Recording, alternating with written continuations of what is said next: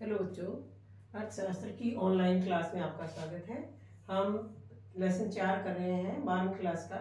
इसका हम आज छठा वीडियो करेंगे। हमने 5 वीडियोस पहले कर चुके हैं हम। तो आज हम करेंगे राष्ट्रीय आय लेखांकन। ये इस टॉपिक का लास्ट, इस चैप्टर का लेसन का लास्ट टॉपिक है राष्ट्रीय आय लेखांकन। कि राष्ट्रीय आय का लेखांकन किस तरह से, लेखांकन की परिभाषा और उसका महत्व, ये है हमारे सिलेबस में। राष्ट्रीय आय लेखांकन क्या है और राष्ट्रीय आय लेखांकन का क्या महत्व है।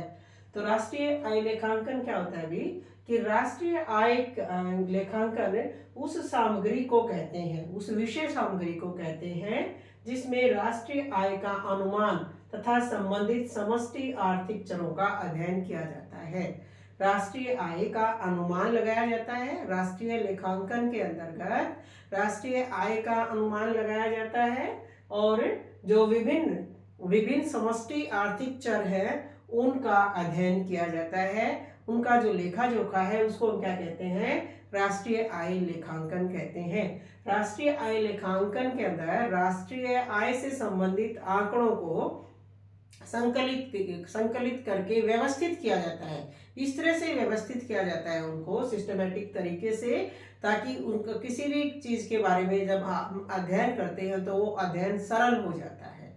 राष्ट्रीय आय लेखांकन के द्वारा जो आर्थिक चर है, समष्टि आर्थिक चर है, उनसे संबंधित जो आंकड़े हैं उनको इकट्ठा करके फिर उसको व्यवस्थित किया जाता है। इस तरह से व्यवस्थित किया जाता है कि राष्ट्रीय आय से संबंधित कोई भी चीज है वो, या देश के बारे में कोई आर्थिक विकास से संबंधित बात है, उसके बारे में अध्ययन करना किसी भी देश के लिए वो आसान हो जाता है। तो इसका महत्व क्या है, सबसे पहले तो हम परिभाषा करते हैं, उसके बाद इसका महत्व आता है कि राष्ट्रीय आय लेखांकन का महत्व क्या है, क्यों करते हैं हम राष्ट्रीय आय का लेखांकन। तो अकाउंटिंग उसकी क्यों करते हैं, उसका पहला पॉइंट जो है वो महत्व है कि राष्ट्रीय आय का अनुमान। राष्ट्रीय आय लेखांकन के द्वारा राष्ट्रीय आय का अनुमान लगाया जा सकता है, क्योंकि आंकड़े सरल हो जाते हैं। उससे राष्ट्रीय आय का अंदाजा लगाया जाता है कि किसी भी देश की राष्ट्रीय आय क्या है। और राष्ट्रीय आय से ही फिर क्या हो जाता है, भी उत्पादन स्तर का पता लगता है।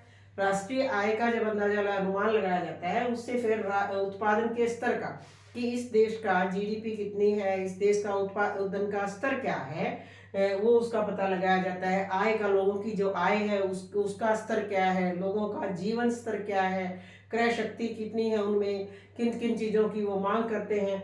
तो इन चीज़ों का सभी का राष्ट्रीय आय का जो अनुमान जो है वो राष्ट्रीय एक लेखांकन, जो आंकड़े व्यवस्थित तरीके से लगाए हुए हैं पहले से, तो राष्ट्रीय आय का उन आंकड़ों से अनुमान लगाया जा सकता है। दूसरा भाई, अर्थव्यवस्था का ढांचा। हमने चक्रीय प्रवाह मॉडल पढ़े हैं। चक्रीय प्रवाह मॉडल जो पढ़े हैं उनसे क्या होता है, हमें अर्थव्यवस्था के ढांचे का पता लगता है। अर्थव्यवस्था के जो ढांचा है उसका, यानी कि व्यवस्था के अंदर जो भी अक्षेत्र हैं, हमने 2 अक्षेत्रीय मॉडल पढ़ा, 3, 4 इस तरह से पढ़े हैं। तो जो भी वो उत्पादक अक्षेत्र है, परिवार अक्षेत्र है, सरकारी अक्षेत्र है, शेष विश्व अक्षेत्र है, वित्तीय अक्षेत्र है, ये पढ़ा है। तो राष्ट्रीय लेखांकन से क्या पता लगता है हमें, इन आंकड़ों को जब हम सरल तरीके से लिख देते हैं तो हमें ये पता लगता है कि किस तरह से एक अक्षेत्र दूसरे अक्षेत्र पर निर्भर करता है। एक अक्षेत्र की आय दूसरे अक्षेत्र का व्यय है, एक की व्यय दूसरे का आय है। हमने किस तरह से ये पढ़ा है कि आय जो है वो एक सर्कुलर प्रवाह किस तरह से है, आय का एक चक्रीय प्रवाह किस तरह से है, वो एक अक्षेत्र से दूसरे अक्षेत्र में आय का प्रवाह किस तरह से होता है, वो हमने चक्रीय प्रवाह मॉडलों में पढ़ा है। वो भी राष्ट्रीय आय लेखांकन के महत्व में ही आता है। तीसरा है भाई, उत्पादक अक्षेत्र का सापेक्षिक महत्व। राष्ट्रीय आय लेखांकन से हमें क्या पता लगता है कि जो उत्पादक के 3 अक्षेत्र होते हैं अर्थव्यवस्था के अंदर उत्पादन के, प्राथमिक अक्षेत्र, द्वितीय क्षेत्र और तृतीय क्षेत्र।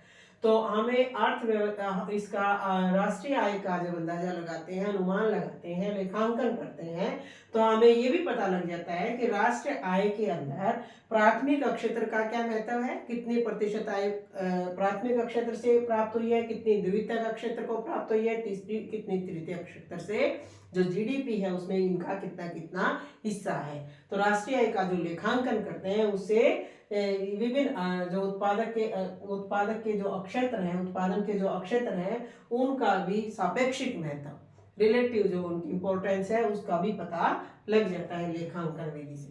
फिर अभी कि उत्पादन के साधनों में आय का वितरण। उत्पादन के 4 साधन है हमारे, भूमि, श्रम, पूंजी, उद्यमी। भूमि को हमें पता है कि लगान मिलता है, श्रम को वेतन या मजदूरी मिलती है, भूमि को उसको पूंजी को ब्याज मिलता है, और उद्यमी को लाभ मिलता है।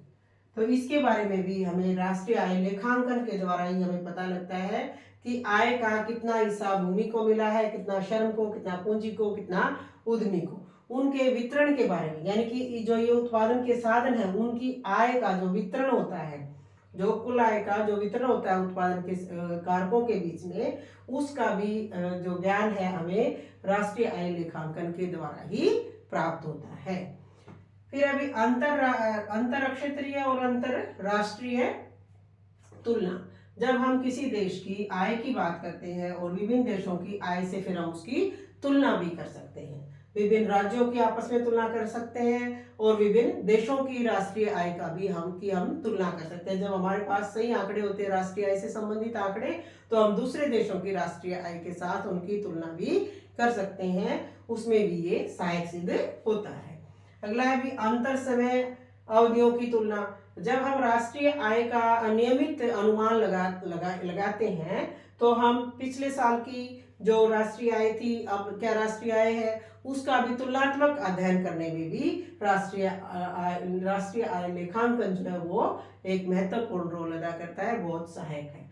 तो राष्ट्रीय आय की नियमित अनुमान विभिन्न समय में अर्थव्यवस्था के कार्यकरण को समझने में भी सहायक है। तो राष्ट्रीय आय का लेखांकन जो है वो विभिन्न समय अवधियों की तुलना में भी वो सहायक है, कि जो नियमित कोई भी देश जो राष्ट्रीय आय का अनुमान लगाते हैं, तो उसमें अर्थव्यवस्था का जो कार्यकरण है उसको समझने में भी राष्ट्रीय आय लेखांकन सहायक है। अगला है भी नीतियों का निर्धारण। आय का अनुमान लगाने के आधार पर ही, आय का जब अनुमान लगाया जाता है किसी भी देश की, जब राष्ट्रीय आय का अनुमान लगाया जाता है, तो उस आय के आधार पर ही कोई देश जो है वो आर्थिक समृद्धि और विकास के लिए नीतियों का निर्धारण करता है।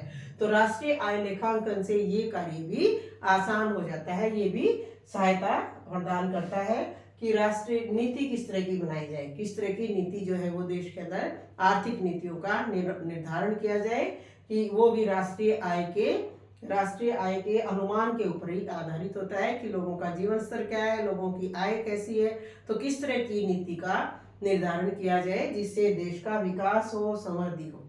तो ये एक छोटा सा टॉपिक है, इसे भी करना कई बार ये आ जाता है एग्जाम के अंदर, कि राष्ट्रीय आय लेखांकन क्या है, उसमें परिभाषा करनी है, और उसके महत्व ये 6-7 पॉइंट हैं, इनको एक्सप्लेन भी करना है।